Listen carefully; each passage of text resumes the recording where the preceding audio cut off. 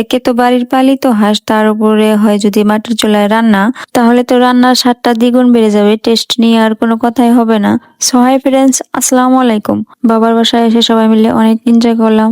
হাঁস রান্না করে খেলাম, সাথে মজাদার পিঠা বানালাম সবাই মিলে। এটা আমাদের বাসায় পালা হাঁস। তো হাঁসটা জবাই করার পর আমি আর ভাবি মিলে পরিষ্কার করে নিলাম।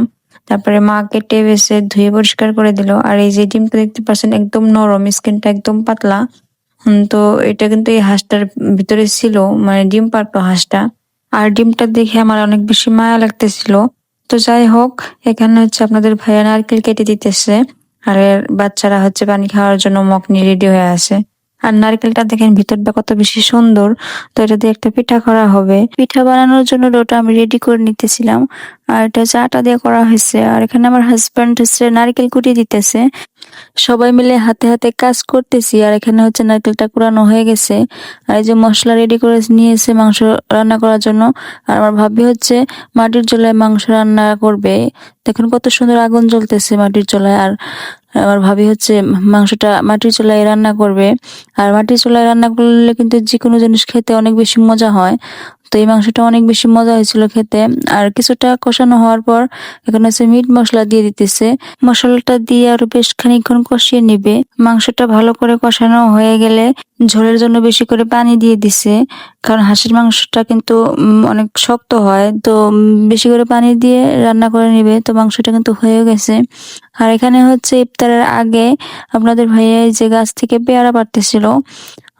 তো আমার বোন হচ্ছে পেয়ারাগুলো কুড়াচ্ছিল। তো অনেকগুলা পেয়ারা ধরছে, পেকেও গেছে।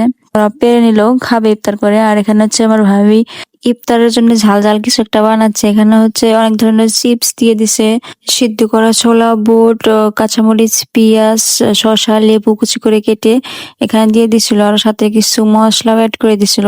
তো এটা খাইতে কিন্তু অনেক বেশি মজা হয়েছিল। আসলে সারাদিন রোজা থেকে এ ধরনের খাবার খেতে কিন্তু অনেক বেশি মজা লাগে। ভাবি হচ্ছে ইফতার রেডি করতেছে দিক দিয়ে। আর আমরা দুই বোন মিলে আজ পিঠা বানাবো। আর পিঠাটা বানানোর জন্য পুরটা আমার বোন রেডি করে দিতেছে। এখানে হচ্ছে নারকেলটা শুধু কি করতে হয়, কাঁচা নারকেলই চিনি দিয়ে মিক্স করে পিঠাটার ভিতরে ভরতে হয়। তারপরে ভরে ভেজে নিলে হয়ে যায়। এটা কোনো কষ্ট করতে হয় না এই পিঠাটা বানাতে গেলে। তো আমি সেখানে রুটি বেলে নিয়েছিলাম। বেলে নিয়ে এই যে ডাইস বলে না কি বলে এটাকে আমি জানি না, এটা দিয়ে নারকেলের পুরটা আর কি ভিতরে দিয়ে কি বানিয়ে নিয়েছিলাম। দেখেন কত সুন্দর হয়ে গেল পিঠাটা, কোনো কষ্ট করতে হলো না। তো এই পিঠাটা বানানো কিন্তু অনেক বেশি সহজ, যে কেউই বানাতে পারবে। পিঠাটা বানানো যেমন সহজ, খেতেও কিন্তু অনেক বেশি মজা। তো আমার ভাবি হচ্ছে এখানে পিঠাগুলো ভেজে নিতেছে। তো আজ এই পর্যন্তই, চলে আসবো অন্য কোনো ভিডিও নিয়ে। ভালো থাকবেন সবাই, আল্লাহ হাফেজ।